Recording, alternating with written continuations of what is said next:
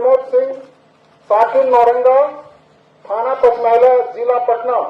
पूर्व बाहुबली विधायक छोटे सरकार के नाम से प्रचलित अनंत सिंह पर जानलेवा हमला करने का आरोप लग रहा है। जिस सोनू मोनू गैंग पर यह आरोप लग रहा है, अब उसकी खैर नहीं है, बल्कि कोर्ट से वारंट निकल चुका है और कोर्ट के वारंट को लेकर एएसपी दल बल के साथ और सैकड़ों पुलिस वालों के साथ सोनू मोनू गैंग के घर पर पहुंचते हैं। और आपको बताते चले कि सोनू सिंह ने जहां सरेंडर कर दिया था, वही मोनू सिंह अब तक फरार है और उसको सरेंडर करने के लिए इश्तेहार चिपकाया गया है ताकि वह सरेंडर करे। और अगर 24 घंटे के अंदर में वह सरेंडर नहीं करता है, तब उसके घर के खिड़की दरवाजे पुलिस उखाड़ कर ले जाएगी। उसके घर के सारे बर्तन, सोफा, पलंग अब बिहार पुलिस कबाड़ कर ले जाएगी। और आपको बताते चले कि जिस समय एएसपी के नेतृत्व में पुलिस वाले वहां पहुंचते हैं, ऐलान होता है, उस समय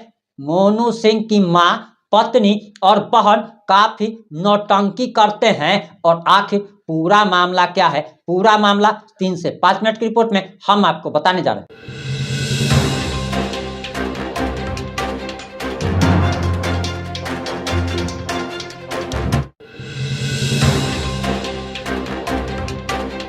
नमस्कार, मैं प्रिंस कुमार सिंह और आप देख रहे हैं पॉजिटिव इंडिया। अगर अभी तक आपने चैनल को सब्सक्राइब नहीं किया है तो खबरों से अपडेट रहने के लिए कृपया चैनल को सब्सक्राइब कर लीजिए। और जो लोग ऑलरेडी कर चुके हैं उन तमाम लोग को सही धन्यवाद। और वापस आते हैं अपनी खबर पर और आपको बताते चले कि मोनू सिंह अब तक फरार है और 2 हफ्ते से ज्यादा समय बीत चुका है। एक तरफ जहां सोनू सिंह जेल में है, अनंत सिंह भी पटना के बेउर जेल में बंद है और उनकी जमानत याचिका को एमपी एमएलए कोर्ट ने खारिज कर दिया था। ऊपरी अदालत में वह अब जाएंगे और बताया जा रहा कि ऊपरी अदालत में हो सकता है कि उनको जमानत मिल जाए, लेकिन फिलहाल तो अनंत सिंह जेल में ही है। लेकिन इसी बीच एक बड़ी खबर आ रही है और हमने आपको पहले भी बताया था कि मोनू सिंह अब तक गिरफ्तार नहीं हो पाया है, वह फरार चल रहा है और उसके घर पर दल बल के साथ एएसपी पहुंचते हैं, कोर्ट का ऑर्डर लेकर पहुंचते हैं और उसके घर पर इश्तेहार चिपकाया जाता है कि इतने घंटे में सरेंडर कर दो वरना खिड़की दरवाजे उखाड़ कर ले जाएंगे। और जब एएसपी के नेतृत्व में वहां पुलिस बल पहुंचती है, तब उसकी पत्नी, बहन और उनकी मां के बारे में कहा जा रहा है कि काफी बवाल मचा दिया जाता है। सबसे पहले आप जरा यह वीडियो देखिए। अचल संपत्ति की कुछ कर दी जाएगी। आप लोग कानूनी प्रावधान में व्यवधान न डालें। आपको उससे क्या दिक्कत? आप कानूनी प्रावधान में व्यवधान न डालें। आपको कहीं पर में व्यवधान उत्पन्न कर रही है, समाधान कीजिएगा करके। अगर आपको कोर्ट का आदेश देने से संपर्क करें, आप इनका जाके समाधान कीजिए, इन पर एफआईआर कीजिए। आप माननीय न्यायालय के आदेश से एक निर्गत है। मोनू जी के उसको पकड़िए, उसको खोजिए, आपका वो काम है। हम क्यों उसके विरोध जाएंगे? हम बिल्कुल विरोध नहीं जाएंगे, मगर इस घर का जो इश्तिहार चिपका के गए हैं सरासर गलत है।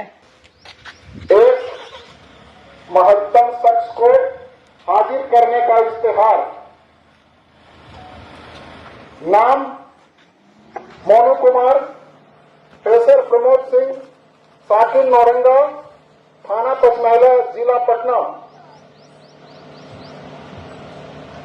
माननीय न्यायालय के द्वारा यह उद्घोषणा जारी की गई है, किया है या करने का उस समय पर सुहा है जो वह मुजिम ए दफा मजुए तावीरात हिंद और वो तामिल वारंट जो बाद अर्जी जारी हुआ है, वह यह कैफियत दी गई है कि वह अभियुक्त फरार हुआ है या रुपेश है, ताकि वारंट मजबूर उस पर जारी न हो सके, पाए नहीं जाते हैं।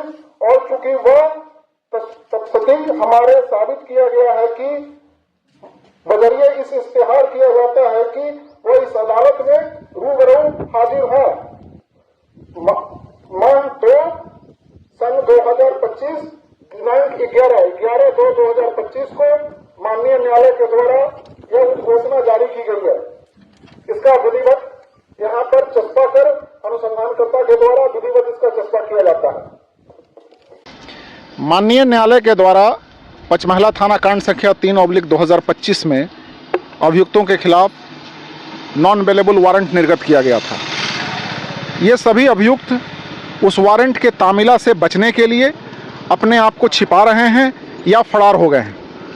इसके बाद माननीय न्यायालय के द्वारा इन सभी के विरुद्ध इस्तेहार निर्गत किया गया है ताकि ये समय पर और उस डेट के पहले ये माननीय न्यायालय के समक्ष उपस्थित हों।